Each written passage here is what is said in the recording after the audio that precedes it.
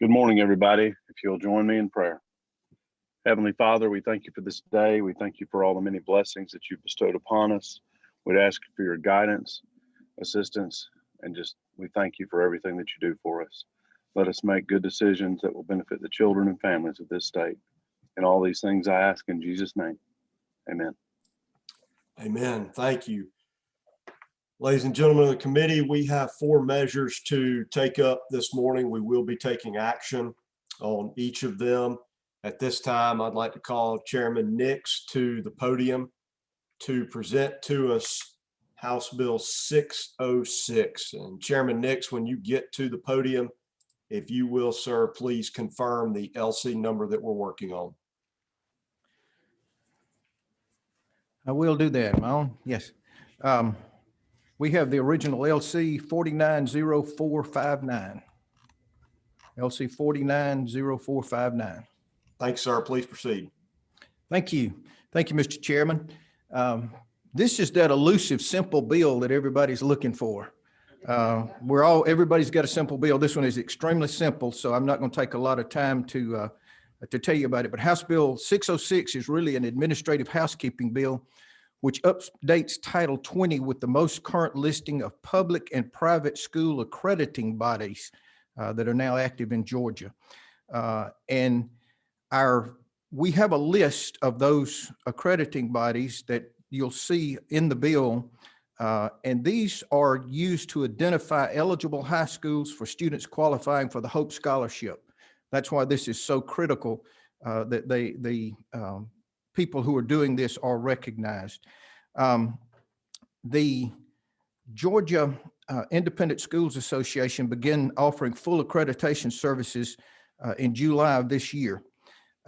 They do this through a partnership with a group called Cognia, which is a global accreditation leader and corporate successor to the old SACS and Advanced Ed. And GISA, the Georgia Independent Schools Association, is now joining with Alabama, their Independent Schools Association, Mississippi, South Carolina, and Florida through a full partnership agreement with Cognia to do the accreditation. So this legislative proposal, House Bill 606, merely seeks to statutorily acknowledge the addition of Georgia Independent Schools Association as an accrediting option for all independent schools across Georgia, and to include the GISA among the itemized list of accrediting agencies for the purpose of determining eligible high schools for the Hope Scholarship, and also private and qualified schools for the Georgia Special Needs Scholarship Program and Georgia Qualified Education Expense Tax Credit Program. The new accreditation partnership with Cognia gives many of our private schools around the state a rigorous new accreditation option that promotes greater quality and accountability for our private schools. This is critical because one of the things we always look for when we're talking about Hope or we're adding a program or something, we want to make sure that the accreditors or that the schools are capable of being the high quality schools. And Cognia is listed as the gold standard, or considered the gold standard in accreditation internationally. Mr. Chairman, I'll stop there. I do have Jeff Jackson with us, who's the president of GISA, if anybody has questions, and also my friend Paula Gillespie, who is the director of instructional services and accreditation project lead for GISA. But that is the bill, quite simply, to add GISA as an official accrediting agency for our schools. Thank you, Chairman Nix. Are there any questions from members of the committee? Seeing and hearing none, what is the will of the committee? We have a motion to pass. Do we have a second? We have a second. There is a motion that House Bill 606 LC 490459 do pass. Is there any discussion? Hearing and seeing none, motion carries. Thank you, Chairman Nix.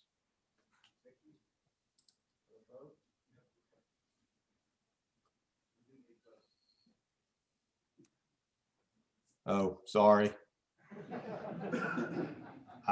you know, you try to do 6 things at once. All right. I guess y'all really came here to vote.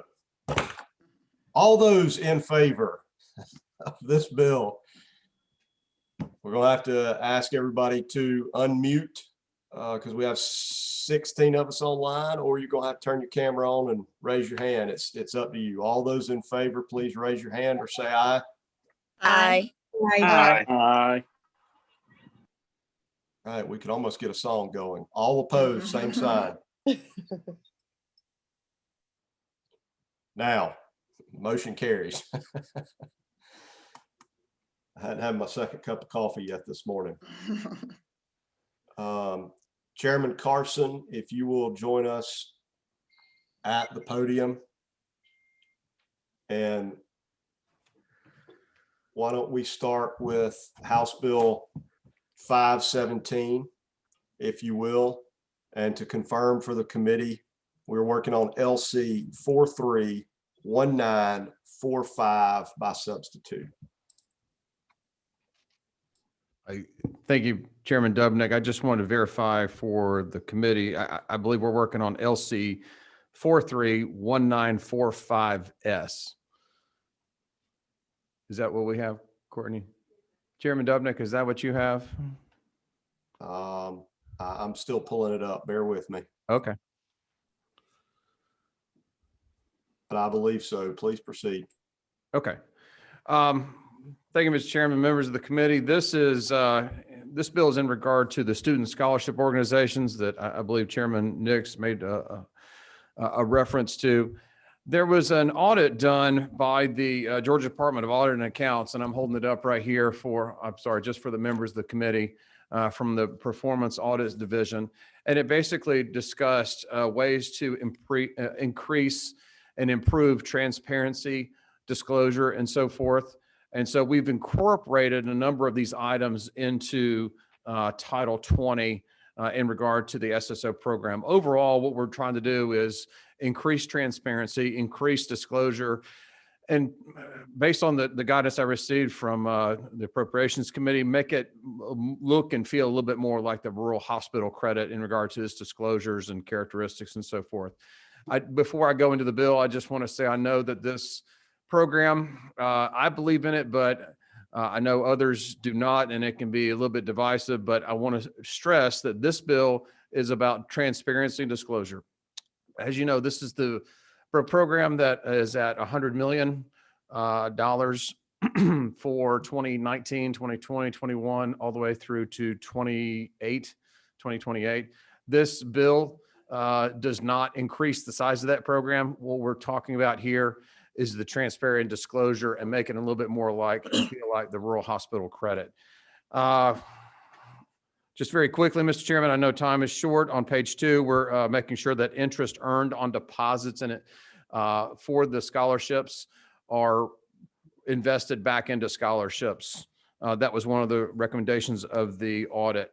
Lines 88 and 91, we're making very clear that the audit report of the SSO must be submitted within 4 months or 120 days, as well as, forgive the author's discretion, but generally accepted auditing standards. I thought that needed to be in. And then that audit, once complete, must be submitted to Department of Revenue within 60 days. And further on, let's see, line 158, this specifically gives permission to the Department of Revenue to post that audit, again, for full transparency and disclosure. We're also asking, even though it's a public form on line 128 and 129, that this public form of Form 990, this is where you find out salary information for nonprofits. This is, even though it's online, this is specifically submitted to Department of Revenue. I could keep, and then we also go into I'm making it more like the hospital credit in lines 177, 79, increasing the cap limits per individual, per married, filing joint, and per a sole proprietor or partnership. But again, not increasing the size of the program overall. Again, this was out of the incorporating, Mr. Chairman, many of the aspects of the Georgia Department of Accounts report that was issued in January. And I'm happy to take any questions from the committee. Thank you, sir. And for members of the committee, if you have not read the full 46-page audit, it will only be outdone in interest level by the budget that Chairman England presents to you. So lots of information in that audit. And Chairman Carson, I appreciate you tackling this and bringing this to us. Are there any questions from members of the committee? Representative Evans? Yes, I wanted to just confirm, talk a little bit about this cap, the 100 million cap. What is it? Can you read out loud for me on lines 177 and 179? I'm sorry, I don't have the bill pre-printed. I'm embarrassed about that. Can someone read that out loud for us, please? Yes, Representative Evans, in regard to 177, what I was referring to is that there is in addition to the overall program cap of 100 million per tax year, per calendar year. This also, just like the rural hospital credit on line 177, this bill takes the individual limit for an individual or head of household on their tax return from 1,000 to 2,500. From a married couple on line 179, takes them from 2,500 to 5,000, and takes on line 183, takes the shareholder or basically of a passive entity from 10,000 to 25,000. And these are the numbers from the rural hospital. That's right. Credit. Yeah. So that, I hope Representative Evans, Yeah. I hope I answer your question. That's in regard to the individual caps, not the overall program cap. Yes, and Matt, thank you. And Mr. Chairman, sorry, I forgot to thank you earlier. May I ask Representative Carson another question? Please go ahead. Okay, and I want to confirm there is another bill to raise this cap, but that's going through Ways and Means. Is that correct? That's, yes, I've seen that, yes. Okay, all right. All right, okay, thank you. Thank you. Are there any other questions from the committee for the bill author? Representative Wilson, sorry, I see you now. Too many pages. Thank you, Mr. Chairman. Representative, I appreciate your comments about increasing accountability on this program, which our own state government has said is problematic in some ways. So I appreciate your efforts to try to fix that. But I got to say, I think to say that this is just an accountability bill is very misleading, because if I am not correct, if you'll correct me if I'm wrong, but my interpretation of Part 2, Section 2A is that in addition to those measures, you're actually more than doubling the tax credits for individuals. Is that correct? We're increasing the credit limit per individual to be more like the rural hospital credit. Okay. And okay, so my statement was correct. We're more than doubling. This is a tax credit program, right? Yes. Okay, so by increasing the tax credits for individuals, we're growing the program, aren't we? We're not growing the program because the overall program cap stays at 100 million. Okay, well, I appreciate that. Thank you. And Thank you. Representative Wilson, the changes that are being made here are in response to the state audit and the recommendations that they put forward earlier this year, or maybe it's last, whenever fiscal calendar, you get the idea. So again, these are just in response to some of their recommendations. I appreciate that, Mr. Chairman. My point is I just think it's a bit misleading to say this is just an accountability bill. But thank you. Understood. Representative Carter, I believe you're next. Good morning. First of all, thank you, Chairman Carson. Thank you, Chairman. Just a gentleman here for a question. Absolutely, yes. So vaguely, I remember some discussion about this particular credit as related to accountability for parents who actually took the credit as a tax deduction. I couldn't remember if we had addressed the issue that they I know that they were not supposed to then benefit, but I was trying to look through the bill and don't know if it's addressed here or if it's been addressed, because that was a huge issue. And again, from accountability standpoint, if an individual took the tax credit or family took the tax credit and then sent their child to the school where they actually took the credit and a benefit, is that addressed here, or did we already take care of that somewhere in a different bill? If I maybe share, that's already been addressed. Okay, I couldn't remember. Thank you. Okay, yes. So Representative Carter, several questions in that. I'll try to take them one at a time. In regard to the benefit, if you're talking about a financial benefit, under the IRS, the Department of Treasury and the IRS issued regulations about 18 months ago, and they basically stated that under the SALT cap, state and local tax, I'm sorry, I'm using the state and local tax cap for deductions is now $10,000 on a federal return for an individual. And these programs were disallowed from taking that charitable contribution on an itemized deductions, right, for getting an itemized deduction, and then on my state return, I'm getting a credit. The Department of Treasury and the IRS have determined that these programs do not qualify for a charitable contribution on your income tax return, period. However, they do count as basically payments to state for in lieu of state taxes. Therefore, they count as a state and local tax deduction up to the $10,000. So if you're a married filing joint and you've already paid $10,000 of property taxes, you deduct that $10,000 in property taxes and you don't get a deduction for this program, period. Because again, you're limited, you don't get a charitable deduction anymore at the federal level. And at the state level, you just get a dollar for dollar reduction in your tax liability by using this credit. So I hope that answers your question in regard to the financial benefit. Well, the other part of okay, you not finished. Okay, because you're going to address the other part of my question. Yes, I am.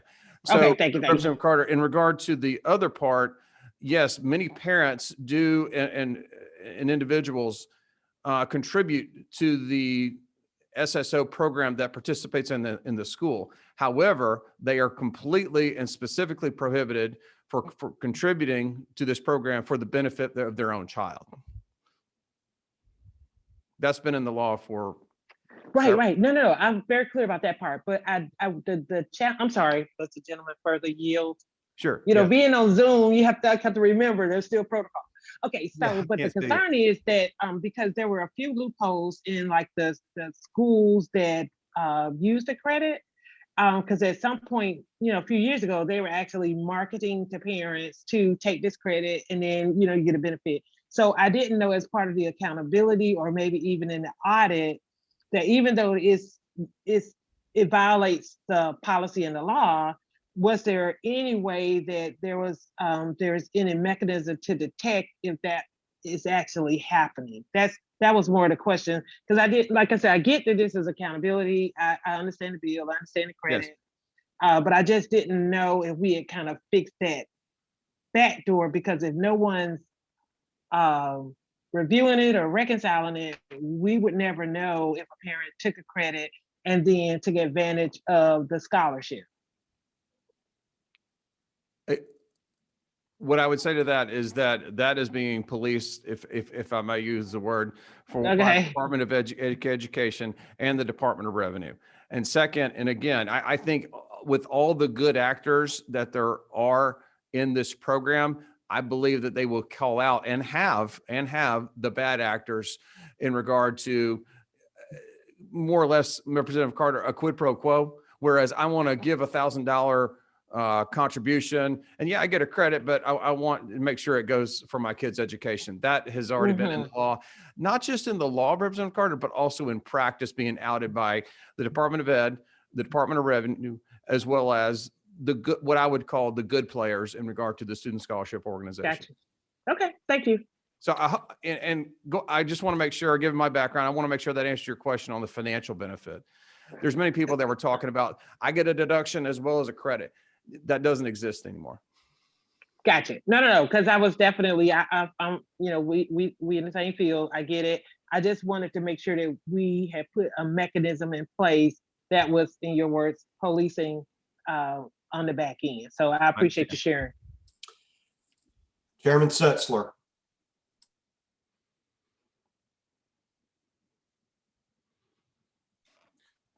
Thank you, Mr. Chairman. To the author, appreciate you bringing this. I know we talked about some other options.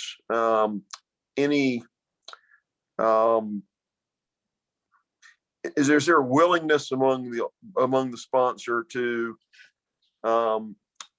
put some further certainty in this? My question is, this is a program that is serving lots of kids and families that I think candidly are well served by it. I would love the opportunity, since we're touching this code section. We don't deal with this bill every year. It's something that we deal periodically. Is the gentleman? I'd love to be able to provide 10 more years of surety to this program as we do this. I know it's not the gentleman's intention of the bill necessarily as you filed it, but if I were to offer an amendment to have the sunset period extended 10 years from, say, 2021, would you see that as a hostile amendment to your bill? I know that was not necessarily the intention you filed it, but what would your response to that be? That was not, yeah, that's correct. That was not where I was going, but I would appreciate, and I think more than anything, regardless of what I would appreciate or your intention, I think families across Georgia would appreciate that certainty. When the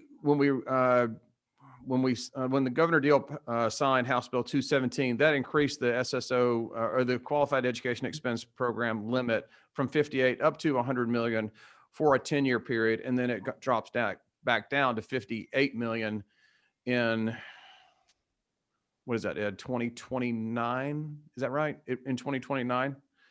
And what I've heard from many people is, this is great. We're going to, more kids are going to get these scholarships, particularly during the time of where they want school choice.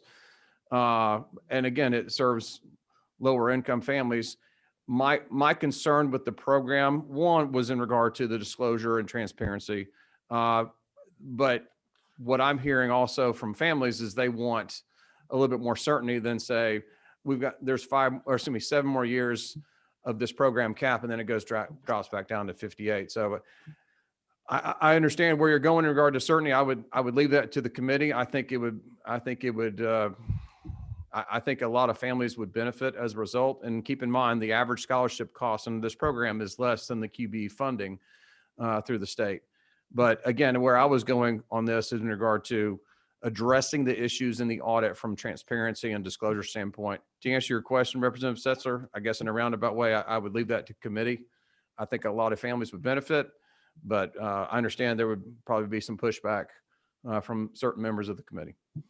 Mr. Chairman, if I could, I just, in asking the question to the author,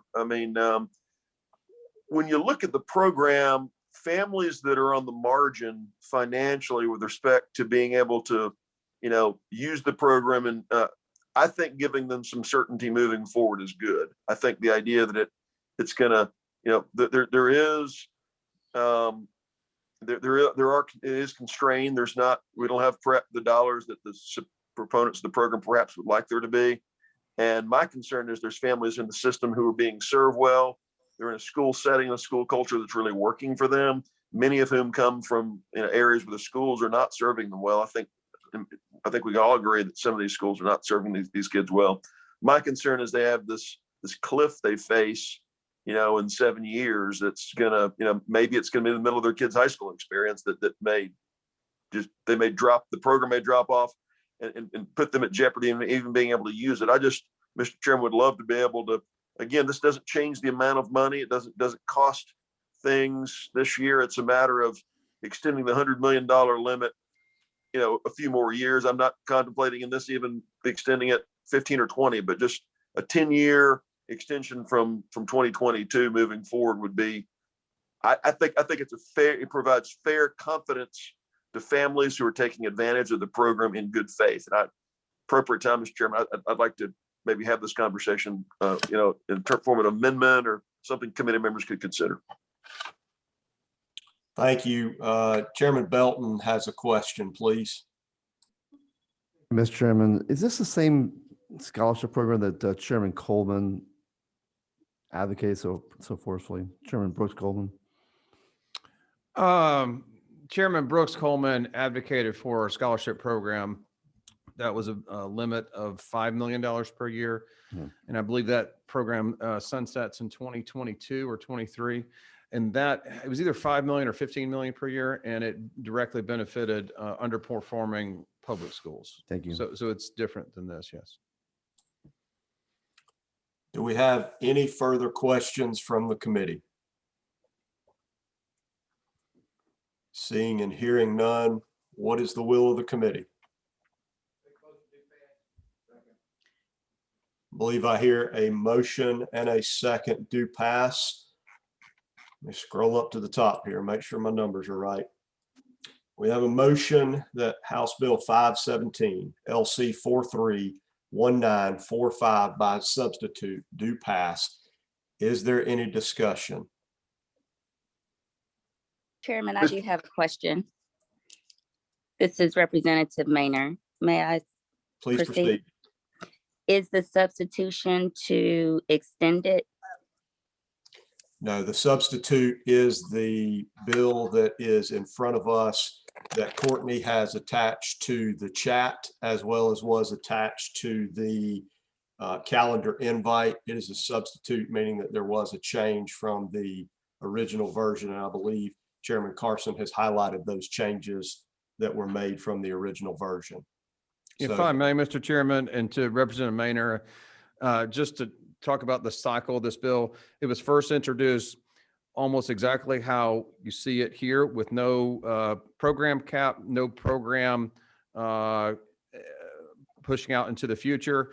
I feel kind of humbled even saying this, but the Department of Revenue checked my logic here in regard to Section 2, and it's very difficult to put in new tax credit limits during the middle of a tax year. So Representative Maynard, we made sure in the substitute that the tax credit individual limits affect tax credit years 22 and going forward. That was the only change from the original to the substitute. Representative Maynard, does that answer your question? It does. The conversation prior just was talking about sunsetting it later. So I just wanted to make sure that it wasn't for that. Thank you. Right. There is a sunset on the increase such that in 2029, this program drops from $100 million credit cap to 58 million in tax year 29, not fiscal, tax year 29. Any further discussion? May I just, for clarity, this is Representative Carter. Would you just repeat the LC number just to ensure that we're looking at the same bill? I'm happy to, Doreen. LC 431945S. Committee substitute. I'll just say it again. LC 431945S.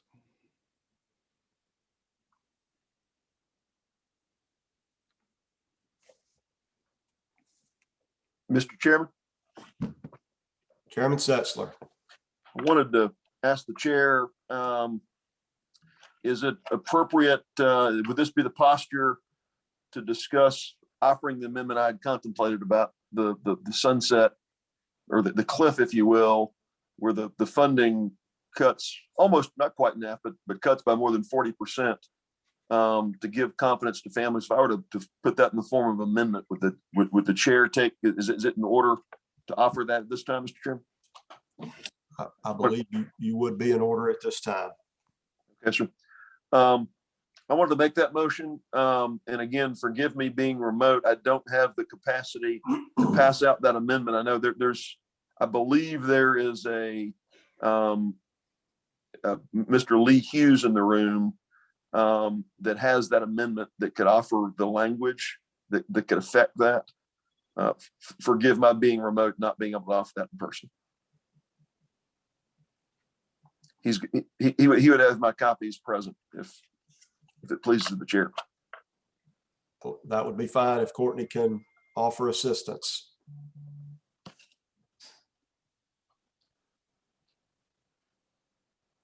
Stand by one moment, please. Thank you, Mr. Chairman.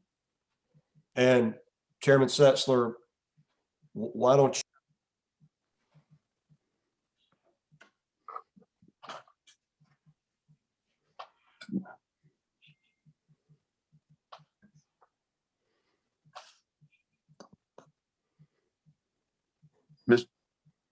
Mr. Chairman, I've lost my audio.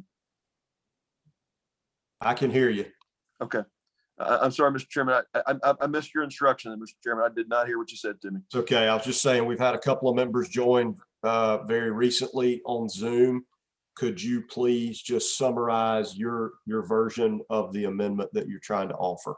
Yes, Mr. Chairman, the amendment would simply take the $100 million cap, which has been commonly understood as our current program. It actually, in 7 years, drops off a cliff and reverts back to $58 million.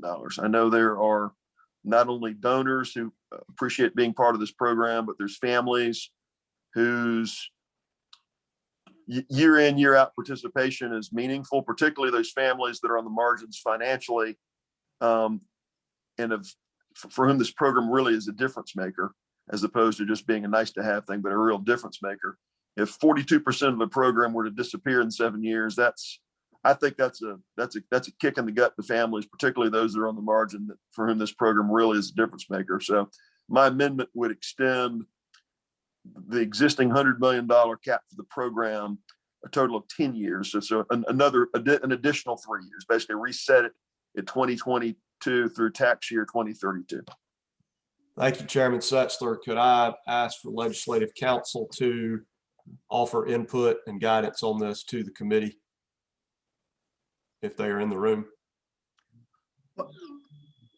Mr. Chairman, can you hear me? Yes, sir. I am attending remotely, but I've been following the conversation. I can attempt to craft some amendment language that I think would meet what Representative Setzler has asked for. And if could be allowed just a moment to do that, I'd be happy to try and present some language for you to consider. That'd be just fine. I certainly would love your input and guidance. If you can bear with me, I will try and have something here ready for you. Take your time.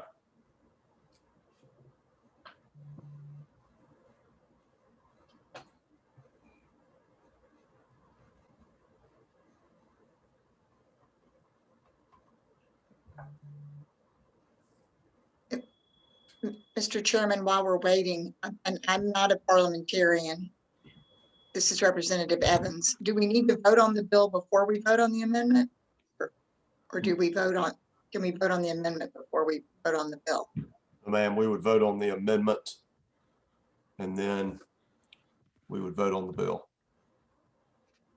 And are we sure that's correct for parliamentary procedure?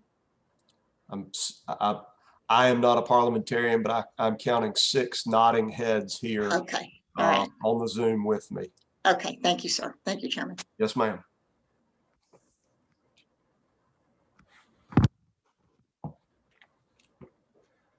Okay. Mr. Chairman, can you hear me? Yes, sir.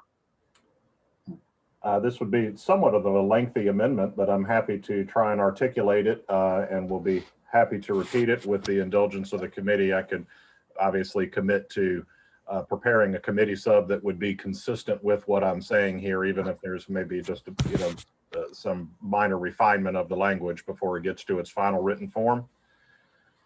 But to accomplish what I think Representative Setzler wants to do, I think we would need to start at line 173 of the LC 431945S. And on line 173, it would need to reflect that there would be revisions to both subsections B and subsection F as in Frank.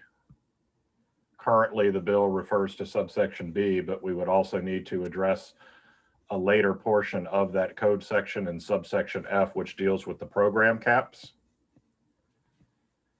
And that amendment would reflect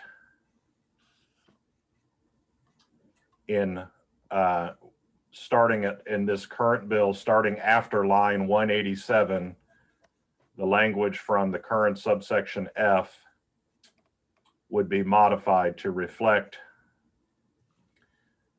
in subparagraph 1B as in boy, that the $100 million for tax years beginning January 1, 2019 and ending on December 31st, 2028, that would be replaced to read $100 million for the years 2019 through 2031.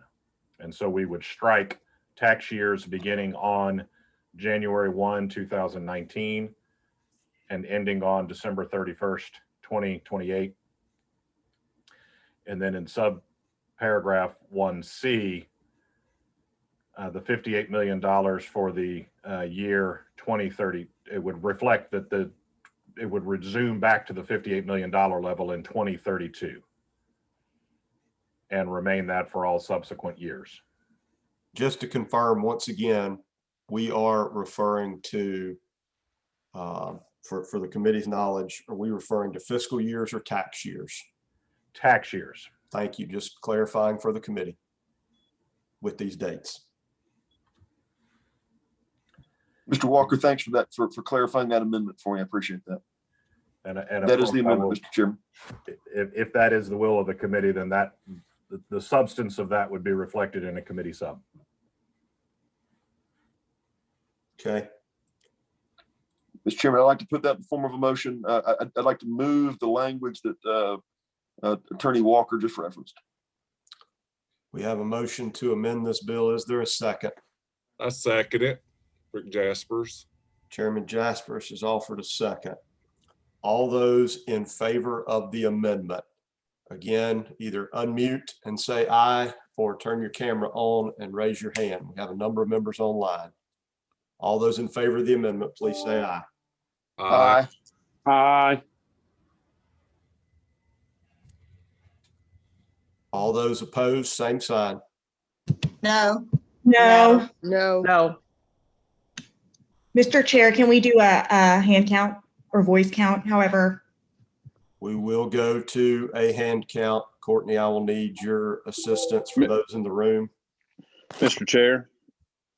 Yes. It's Will Wade, just a quick question, just for clarification, and forgive the freshman question, but because of the extension, which I'm not against, of the, what I would call the new sunset date,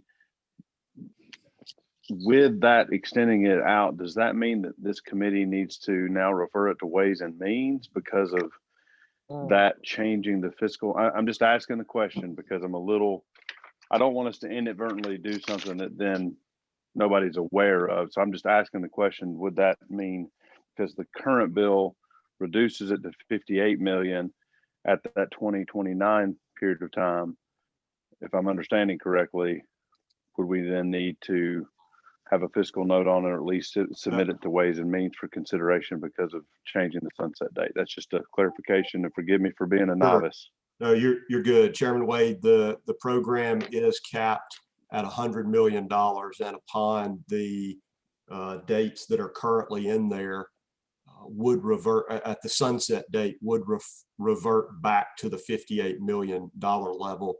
We're not changing those numbers. We're simply, Chairman Setzler is amending the dates to extend this program. So at this time, again, Courtney, I'll need your assistance for those in the room. All those, as well as online, please raise your hand. So I need a couple of you to turn your camera on. All those in favor, please raise your hand.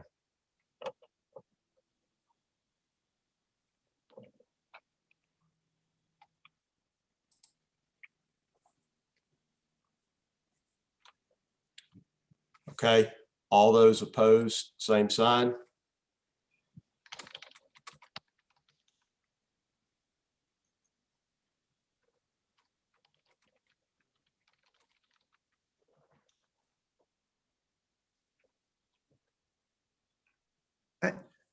Mr. I- Chairman, I can't tell how some members are voting. Yeah. Can you? I am able to Okay. see everyone online. I cannot see those in the room, and am reliant on Courtney, but Representative Evans, Representative Wilson, see you. And this motion carries on an 8-6 vote. We currently, Mr. Walker, thank you very much for your assistance. Before I go on any further, I know that was difficult for us all to do via Zoom, but look forward to seeing that in a substitute. There is a motion and a second that this bill as amended by committee do pass. Is there any discussion at this time? I have a question. Go ahead. Based on the question previously asked, and we just passed this amendment, and I heard what you said, but if we are extending the credit an additional 10 years or whatever, 3 years. then there would be a financial impact on the budget. So it seemed like we would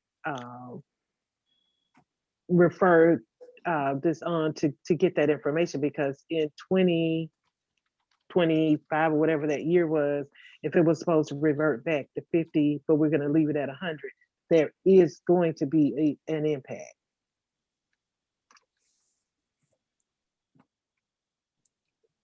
I understand your question, Chairman Setzler. Hey, Mr. Chairman, could I address the lady's question possibly? Please. Yeah, I mean, the whole issue relating to, there's two questions. There's the committee assignment, and then there's the issue of fiscal impact.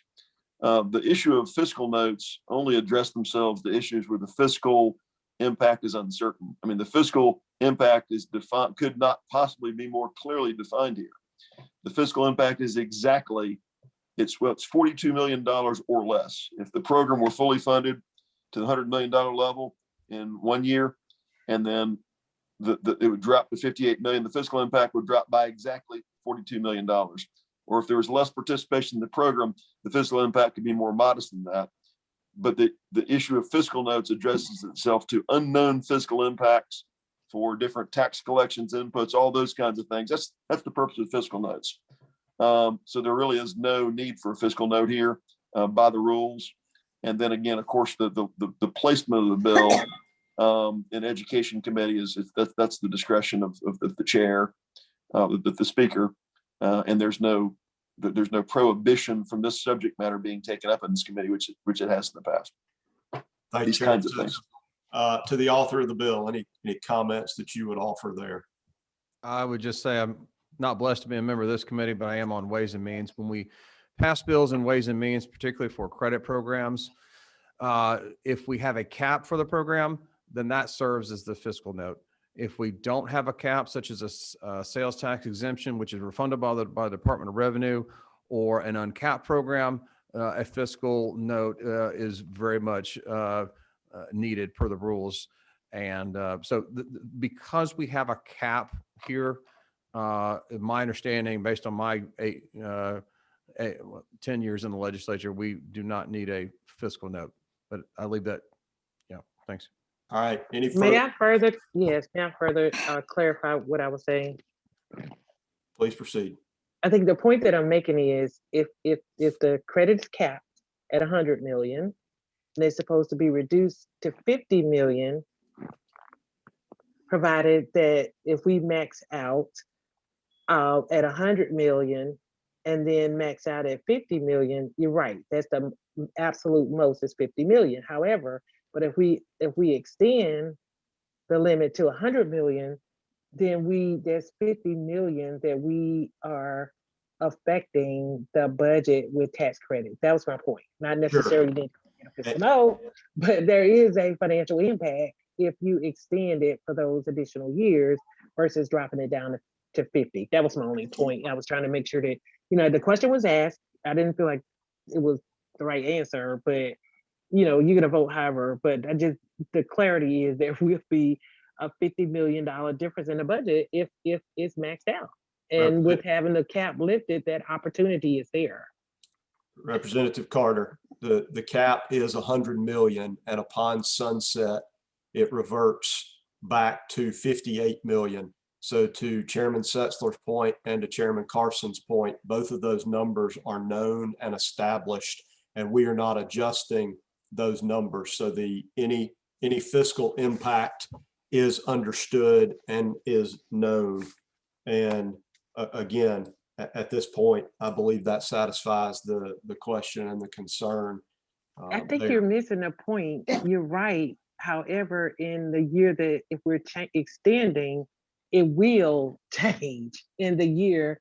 There will be an effect in the year that it should have reverted back, that sunset, that it doesn't. But I don't want to debate the point. I think we all understand 158. But the point is, in the year that it would have reverted back to 58, it's going to now extend to 100. So there is going to be impact. We just know what the impact is going to be. So that was my point. So thank you. Understood. Any further discussion? Chairman Dubnik, just a quick question. Go ahead. Since I started this line, I did not mean for it to be ambiguous. I just wanted to clarify that the current legislation is tying if you'll have these terms roll back to 58 million, not specific to a date, but specific to the language in the bill referencing the sunset period. So I just wanted to ensure that if we're extending the sunset period by the 10 years from tax year 2022, that then changes that $100 million cap at the same time. I just wanted to make sure that we didn't inadvertently create the rollback to 58 million in 2029 with now an extension of the sunset to 2032. And so forgive me for, I did not mean to cause any ambiguity in that. I just wanted to ensure that the cap of 100 million continues to be the same, and that the rollback is officially tied to the new recommended amended 10-year extension. So that was also I wanted to ensure that we didn't need to take that as a separate item if in the original legislation it was tied to a specific date of somewhere in the 2029 timeframe. So thanks for allowing me to clarify. Understood. Any final discussion? Hearing none, once again, let's do this by hands. So if you can turn your camera on, or there we go. I see lots of faces now. All those in favor of the passage of House Bill 517 as amended by this committee, please raise your hand.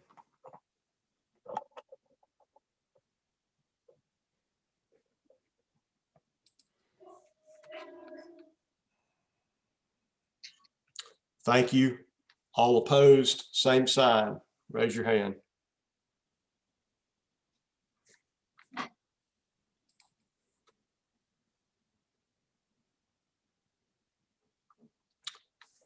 And this motion has carried on a 9-7 vote. Thank you, Chairman Carson. If all of our members online would please be reminded to hit your mute button. Representative Carson, I figure why you're still here with us. 2 for Tuesday, Mr. Chairman. Say again, I'm sorry. Never mind, 96 Rock. It's an old radio station. Oh, I'm sorry, I didn't hear.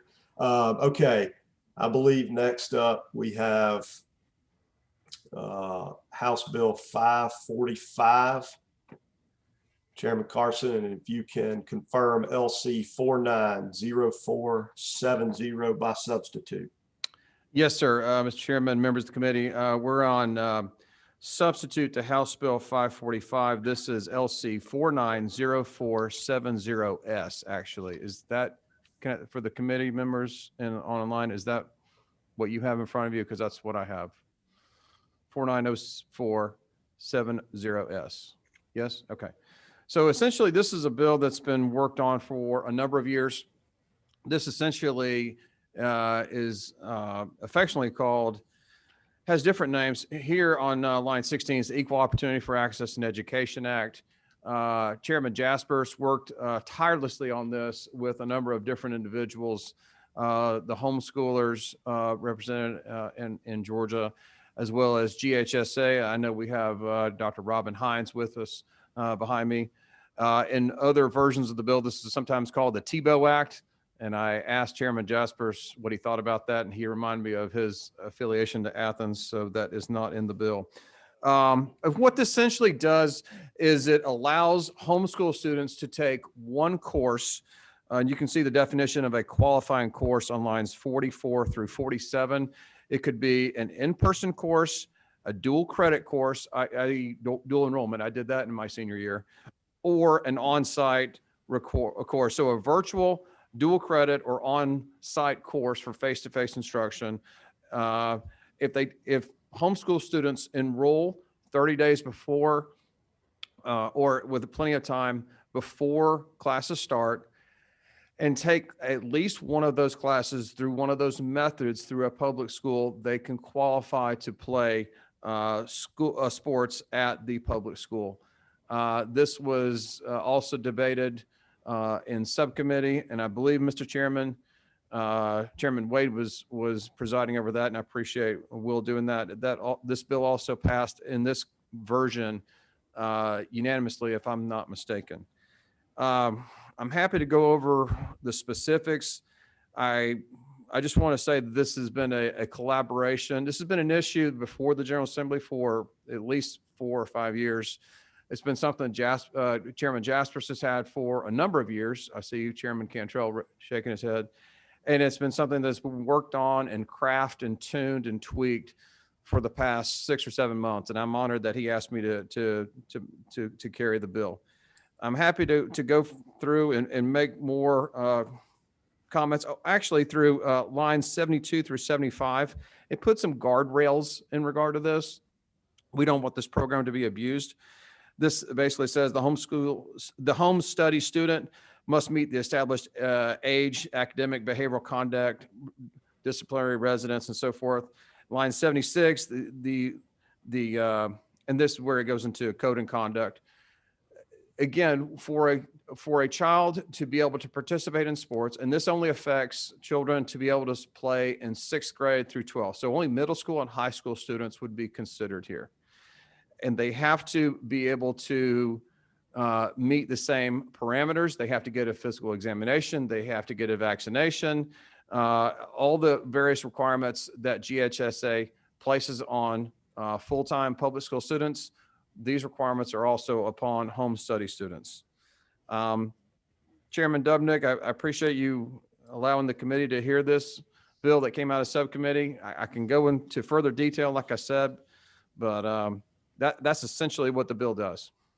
Thank you, Chairman Carson. And just for members of the committee, yes, this did pass unanimously out of Chairman Wade's subcommittee. Chairman Carson, if I may, just a couple of points of clarity, please. If you'll refer to, and members of the committee, if you'll refer to lines 49 through 52. Chairman Carson, if you will, just explain what we mean by resident school and resident school system. I know there was some question that this would enable or allow students to go or transfer, et cetera, et cetera. You've addressed that. Please explain that briefly to the committee. Yes, sir. So basically, a resident school is the public school for which a student is currently zoned. And the school system would be the system in which the student lives or resides or what have you. For example, my 2 children reside in the Lassiter High School District, and that would be the resident school. We are a member or part of or zone for the Cobb County school system. So that would be the resident school system for us. Thank you. And just below that on line 53, the bill references here extracurricular activities. So this is in addition to allowing those students to participate in sports. It would be defined extracurricular activities there that school or school system offers. Is that correct? That is correct. Okay. Thank you for that. Are there questions from the committee for the author? Chairman Jaspers. And I want to thank you, Representative Carson, for doing such a good job and continuing to reach out to all the different groups that this is involved in. And just as a statement for the committee, after working on it for 2 years on my side, I don't see how this in any way disenfranchises or harms public schools. I think it's one of these that really will help everyone. And I hope that we all can vote for this and support this group of students. Thank you. Thank you, Chairman Jaspers. And to that point, Chairman Carson, is it my understanding that GHSA has offered support for this? They have offered support. Dr. Hines is with me. I know it's not protocol to take testimony in full committee, but he, as you recall, he testified in regard to this bill when it came out of subcommittee in unanimously. And I think Erwin is here also from GHSA. Chairman Jaspers, I didn't realize it was 2 years, so kudos to you. I thought it was just the past 6 or 7 months, but incredible job. Thank you, Chairman Carson. Representative Wynn. Thank you, Mr. Chair. And I wasn't on the subcommittee who heard this bill, but I do remember this bill from last legislative session. And one of the discussions we did have was around just scenarios in which there may not be enough spaces for the extracurricular activities or the sports teams. In instances like that, do the kids who go to the public schools full-time, do they get any kind of precedence over the ones who are just taking one class?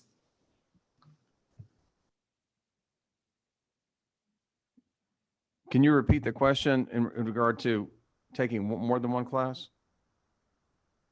It's something that we discussed last year, and it was related to scenarios in which there might not be enough spaces for the actual activity or the sports team. So in those cases, would there be any kind of, would there be any consideration for the kids who are enrolled full-time versus the ones who are taking one class and want a spot in the activity or the sports team? I don't believe that is the case. I don't believe that it treats the kids any differently between whether or not, from a sports standpoint, whether or not they're home study versus their full-time public school students. I think based on what Chairman Jaspers mentioned, we want these kids are already living in the district. We want to make sure they're part of the community. And to answer your question, I think where you're going, Representative Wynn, is in regard to, is there any preference? I don't see any preference here. All this basically says, if you take one class or more classes, as a home study student, you take one or more classes in the public school or the public school virtual option or dual enrollment, you are allowed to try out for sports. I don't believe that's a guarantee to make the team by any means, but I don't think there's preference being legislated here in either way. And Representative Wynn, I think Chairman Jaspers has input to offer for that. Chairman Jaspers. Thank you, Mr. Chairman. Yes, ma'am. There would be no preference for anyone. In competitive sports, the best 9, 10, 12, 14, 16, whatever it is, are selected by whatever means the coach or teacher has. It puts everybody on the same playing field, gives no one any preference. You know, there was a bill a couple of years ago that was very questionable, that may have given somebody a preference, but this bill in its current form does not. It's very fair. Thank you, Chairman Jaspers. Representative Benton.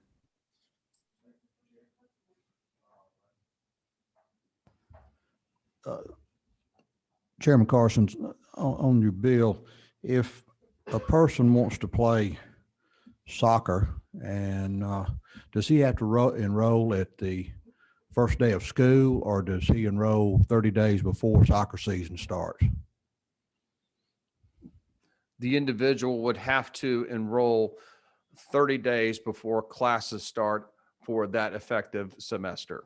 So if, is my understanding, I'll leave it to Chairman Jaspers to correct me if I'm wrong. So if for example, I'm not a soccer player, baseball and football. So if soccer starts in October or November, then my understanding, the student would have to enroll in classes and register for classes, Representative Benton, as of 30 days before the start of classes. So let's say classes started August 1st. The student must enroll in school by 30 days before that. So July 2nd or July 1st, must enroll 30 days beforehand to the start of classes in August to be able to participate in sports for that semester. Okay, so that would be, let's say it's football, then if the season is from September to December, then after the first of the year, he's free to go back to not going to taking the public school class, correct? If football is all he's wanting to play.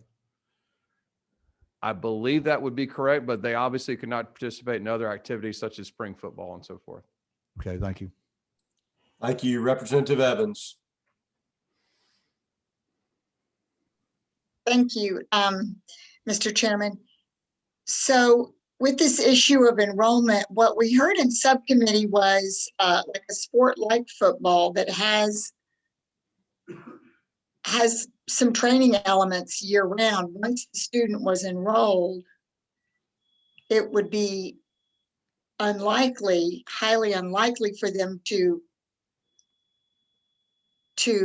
go back to only homeschooling, because I mean, there's a requirement that they always have this one course at the public school. And many of our students are taking dual enrollment, you know, and many things are online. So my question, yeah, so I guess I would just offer a comment in that, or I think the goal of this is to include the homeschool students in the community. And I think that this will bring more homeschool students into the community schools. Because isn't there a provision if aren't they disqualified? Do you want to give us the line numbers, Chairman Carson, where we can look at this stuff so we can feel assured? Like can we look at the line numbers for they have to be enrolled in one class 30 days before the semester of the sport. Sure. So, it begins on lines, thank you, Representative Evans. It begins on lines 53. A home study student shall be eligible to participate in extracurricular activities. And specifically, Representative Evans, line 56, bullet point 1 or subparagraph 1, at least 30 days, calendar days before the first school day of the semester in which a home study student will enroll in a qualifying course. And again, that's in lines 44 through 48.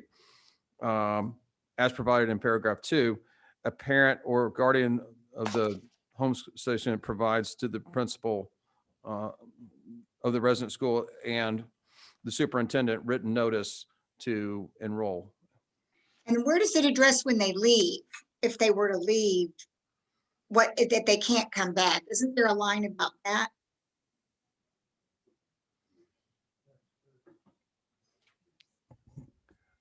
Chairman Dubnik, I'm going to defer to Chairman Jaspers, and if it's acceptable, Yeah. 86. Okay. Thank you, Robin. Representative Evans, I think your question is covered in lines 86 through 100 in regard to withdrawal. It is. Thank you. Representative Wilson, do you still have a question, or did that get answered? Okay, please proceed. Not a question so much, but for the benefit of the committee, Mr. Chairman, I just wanted to thank Representative Carson and Chairman Jaspers for their work on this.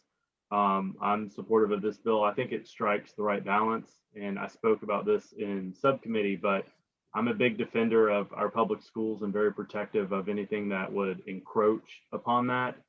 I do think that this is, like I said, strikes the right balance though, because it requires the home study students to enroll and become public school students. They, for a lot of these families, they will have been paying property taxes for perhaps decades prior to utilizing this program.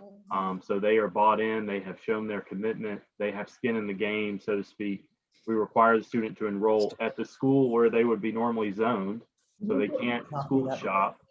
And they have to enroll in a course, at least one course, and be enrolled in a course throughout the throughout the years that they are, throughout the semesters that they're involved in the extracurricular. And on line 86, they can't go back and forth. If they unenroll from the course and are no longer a public school student, they can't take advantage of this program for another 12 months. So like I said, I think all the right incentives are in place here. And it's a well-balanced bill. Thank you. Well, and I appreciate those comments very much. And I know you are a strong supporter and defender of our public schools, as you said. Representative Maynor. Yes, thank you, Chairman. I also support the bill, but I do have a question, and I'm putting on my previous CDC hat with this question. A lot of times people that are homeschool parents, it's a very small niche of parents that do this. And my question is, will these children be vaccinated for all the other vaccinations that are required to enter into a public school system? Was that discussed at all? I'm sorry. Thank you for that, Representative Maynor. I've been told by GHSA, regardless of whether we put it in the statute, that is absolutely a requirement for vaccination to meet the vaccination guidelines from the GHSA. So that's already covered by GHSA bylaws. Yes. Perfect. Thank you. Thank you. If I may, Mr. Chairman, it also, the GHSA guidelines also require a physical each year, a physical examination. That's correct. Madam Pro Tem. Thank you. And I just had a couple questions for the author. So they must enroll in one class. Is it, I'm sorry for my ignorance, I had to leave for a minute. Is it an online class? It could be one of 3 different types of classes. In mine's 44 through 48. Speaker Pro Tem, a home study student could do one of 3 things. They could take a face-to-face instruction class, they could take an online class, or they could take a dual enrollment class, and all 3 are covered in those lines. And is it 30 days before the practices begin? 30 days before the enrollment, 30 days before school starts. So it's 30 days before school starts. So they have to be enrolled the entire year. So if it's a spring sport, is it 30 days before? It would be on line 56. It would be at least 30 days before the first day of school of the semester. Okay, I got it. Then thank you. I just wanted to make sure that they weren't coming midstream and the teacher had to, accommodate that, but it sounds like you took care of it. Thank you very much. Right. Seeing and hearing no more questions from the committee. At this time, what is the will of the committee? I believe I hear a motion do pass. Is there a second? Second. There is a motion and a second that House Bill 545 LC 490470 by substitute do pass. Is there any further discussion?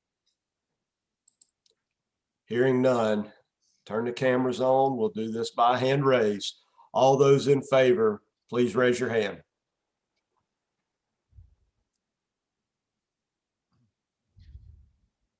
Mr. Chairman, this is Representative Sestre. If you would indulge me, I'm not in a place I can raise my hand. Forgive me for that. Understood, and we'll assume that means your right hand is in the air. I'm a yay. Yes, I sir. don't want to, Thank don't you. turn on your camera, Ed, then if that's the case. Just save us that, okay? And Courtney will mark you a yes. Courtney, we also have a yay from Representative Maynard.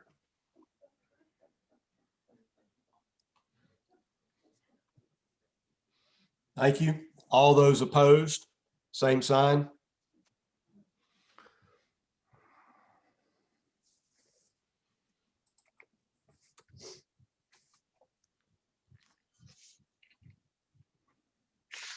Motion carries on a 14-3 vote.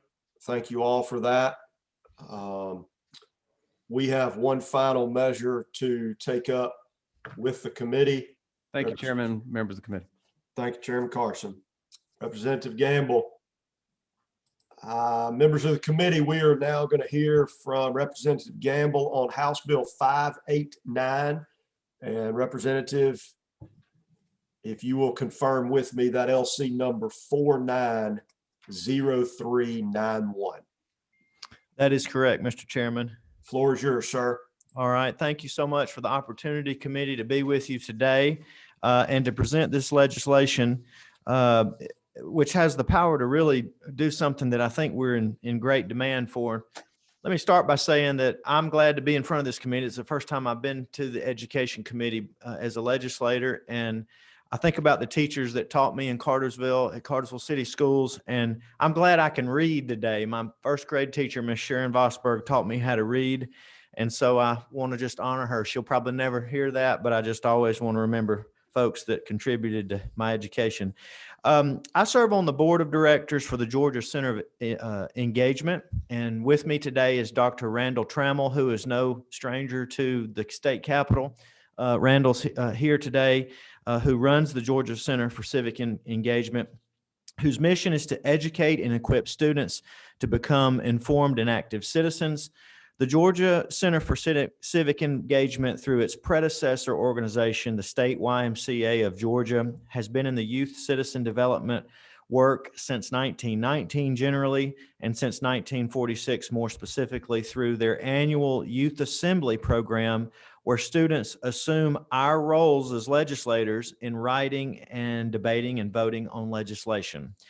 And just for the sake of time, because I know that we are running short on time, the legislation before you would create a commission that would look into civics education, which we know is being taught in many of our schools throughout the state, but also explore ways to enhance that. And if there's ever been a time where we need to be focusing on civics and government and how our students can be involved and learn the process, I think we would all agree that now would be that time. And so again, House Bill 589 establishes a Civics Renewal Act that has 15 members appointed by various entities that will serve. Basically, they'll meet at least once a year. And for those of you that were around when the Career Technical Education Commission was created, or the Ag Ed Education Commission was created many years ago, this is kind of similar. This will cease to exist after 2028 unless it's renewed by the will of the legislature. And I do want to mention that from a funding standpoint, for those of you that are very fiscally minded on the committee, I've been involved in a group like this with the CTE Commission before, and most of the members who are appointed or selected to this have various travel capabilities already available to them. So I don't anticipate this to be a very expensive thing. And Dr. Trammell and his group and other generous people who are involved in his organization will also be supportive of paying for things like the food for the meeting and things like that. So please don't think that this is an expensive thing, but I think it's an important thing that I would definitely ask for your favorable consideration today. There are some changes that need to be made, and Mr. Chairman, I don't know how you want to go about that. I've spoken with Representative Cantrell. He is willing to offer a friendly amendment to this bill. But before we get that far, I'd be happy to answer any questions that the committee might have. Well, thank you, Representative, and I appreciate your hard work on this and the programs that you discussed. I very much believe in and support. Anytime we can get the youth of this state to the Capitol to let them see and hear and feel and touch what it is that we do, I think that is a worthwhile endeavor. At this time, I'm not seeing any questions from the committee. So Chairman Cantrell, you may be recognized at this time.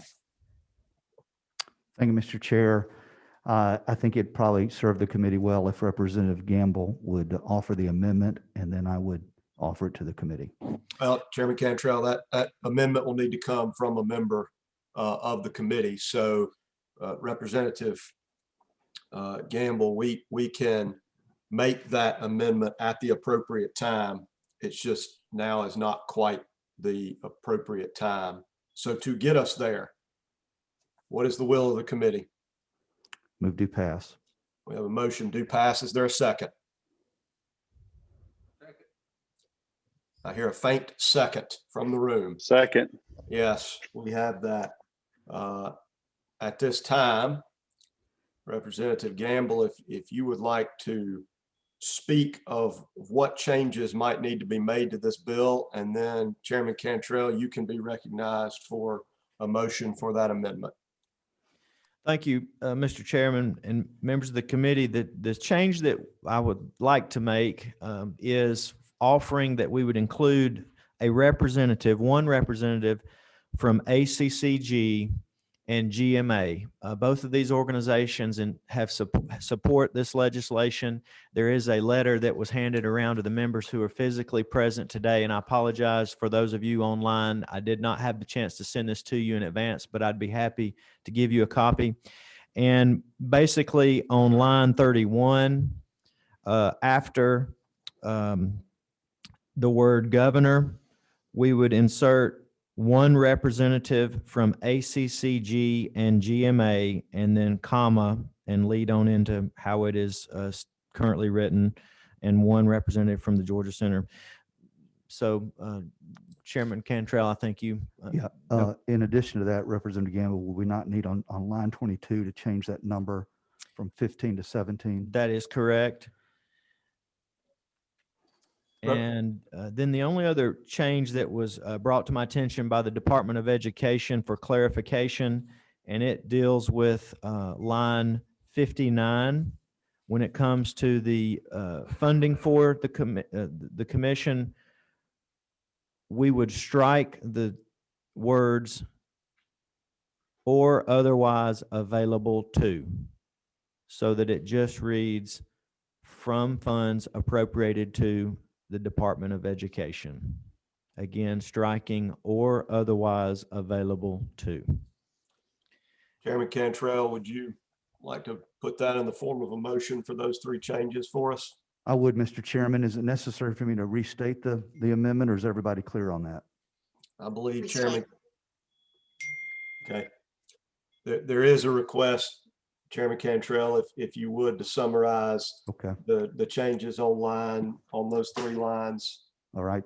So I would like to offer the following amendment for consideration of the committee, that on line 22, we change the number 15 to 17.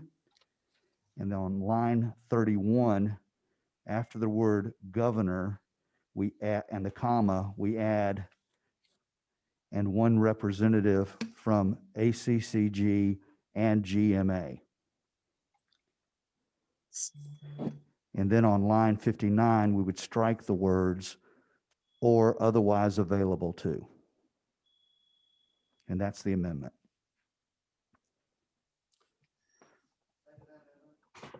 We have a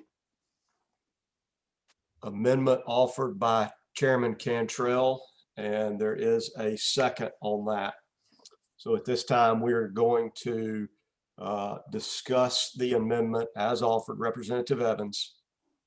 Thank you, Chairman Dudnick. So I'm looking at these commission members. And I think I support this list of members, but I'm seeing So we have people, that are involved, that are elected officials from the executive branch and the legislative branch.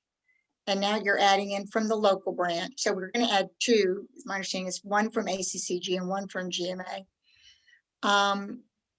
We're adding in a member from the business community, two members from the business community, from the Georgia Chamber and from the Metro Atlanta Chamber. Two teachers and someone from this board of civic engagement. So I would like to offer an amendment where we include a member from the advocacy community for civil liberties, a member from the ACLU. Representative, at this time, we're simply discussing the amendment that has been offered by Chairman Cantrell. So there will be an appropriate time to. Okay, thank you, Chairman. Thank So, you. and just to clarify, it is one from ACCG and one from GMA. So we're adding two local. That Is is correct? correct. That is Thank you. correct. And that would be the purpose of on line 22 when we up from 15 to 17. And then on line 31, where we explain who those two additional members are. Is there any further discussion of the Cantrell amendment? Hearing none. Once again, we will need your cameras on. All those in favor of the Cantrell amendment, please raise your hand.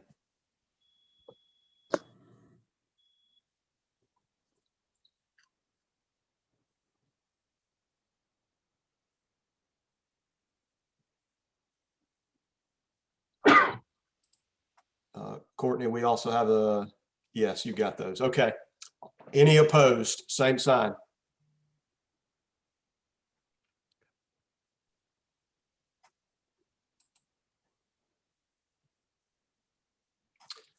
The amendment carries unanimously. There is a motion and a second that House Bill 589 do pass as amended by this committee. Is there any further discussion? Yeah, is this the appropriate moment, Chairman, where I would offer my amendment? This would be the appropriate time. Yes, thank you. So Chairman, I would like to offer an amendment where we increase the the commission from 17 to 18, and that we add a representative from a civil liberties organization.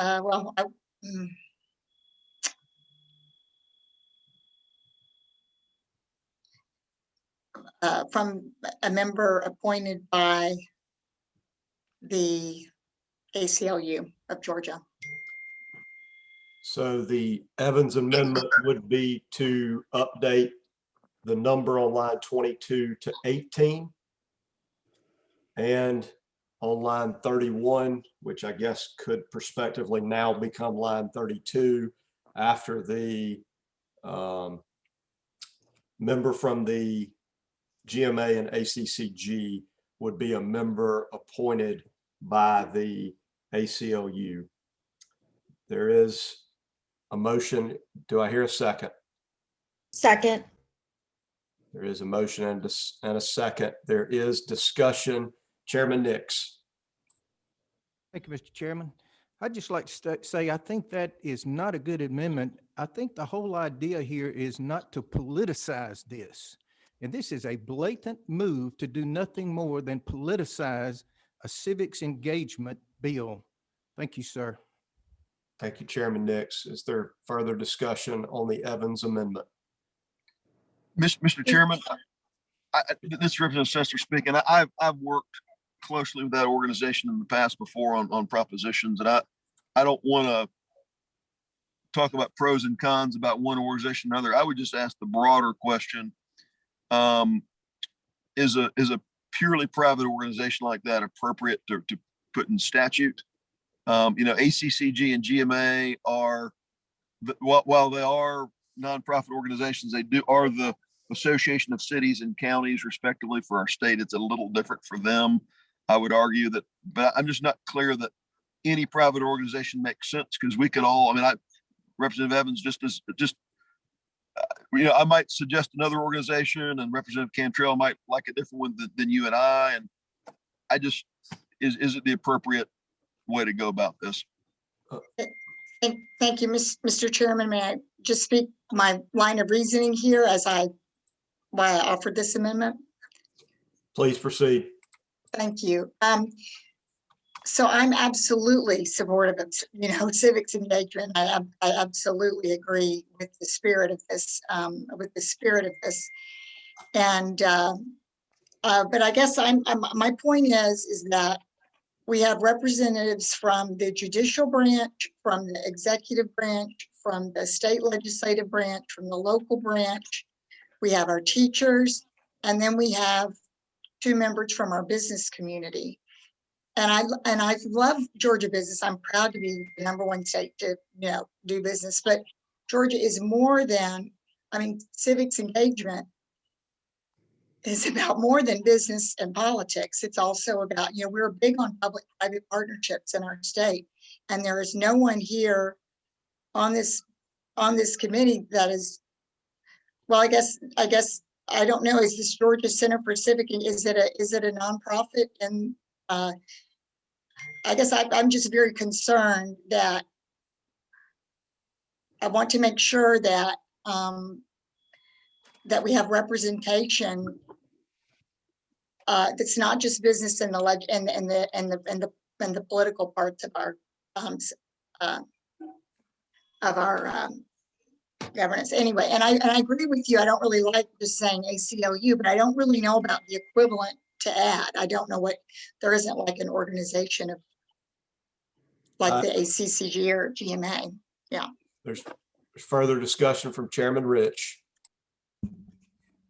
Thank you, Mr. Chairman. I'd like to echo the comments from Representatives Cantrell and Nix. And as a sponsor of this bill, I vehemently oppose Representative Evans' amendment. I believe that her concerns are adequately addressed by the fact that we have a member from both the majority and the minority caucus represented on this board from both the House and the Senate, and that the proposed amendment would just completely pollute the bill. Thank you. Thank you. At this time, there is a motion and a second. Again, we will need cameras for this, so please turn your cameras on. All those in favor of the Evans amendment, please raise your hand.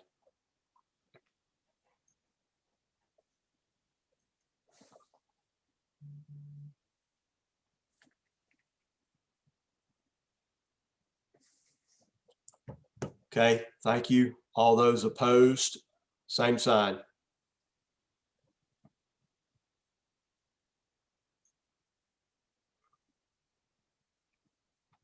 This motion fails on a 4-9 vote.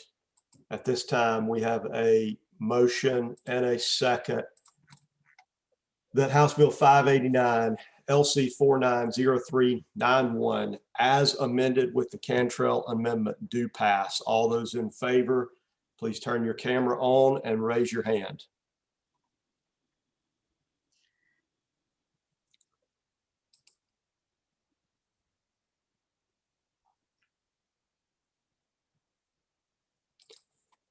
Thank you. All those opposed, same sign.